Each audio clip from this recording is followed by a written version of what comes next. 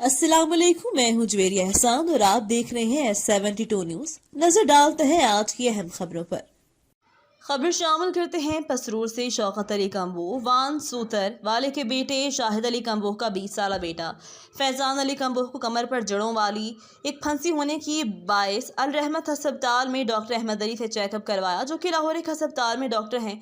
इतवार को अल रहमत अस्पताल पसरूर में मरीजों का चेकअप करते हैं। चेकअप करवाने के बाद डॉक्टर अहमद अली ने ऑपरेट करके उस जड़ी वाली फंसी का इलाज करने को कहा, जिस पर 3 सितंबर को फैजान कम्बोह को ऑपरेट करने के लिए डॉक्टर अली ने गफलत का मुजाहरा करते हुए बेहोशी का डबल डोज इंजेक्शन लगा दिया, जो कि बर्दाश्त न होने पर फैजान बाबा के जिगर और दिमाग ने काम करना बंद कर दिया, कोमा में चला गया। रहमत अस्पताल में ऑक्सीजन की सहूलत भी मौजूद ना थी।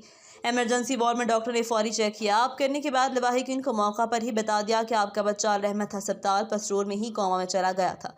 आपका बच्चा इमरान अदरीस में 2 दिन तक रहने के बावजूद भी फैजान बाबा होश में ना आ सका। फिर डॉक्टर अस्पताल लाहौर रेफर कर दिया, जो कि लाहौर अस्पताल में अच्छी ट्रीटमेंट के बाद रिजल्ट मिला।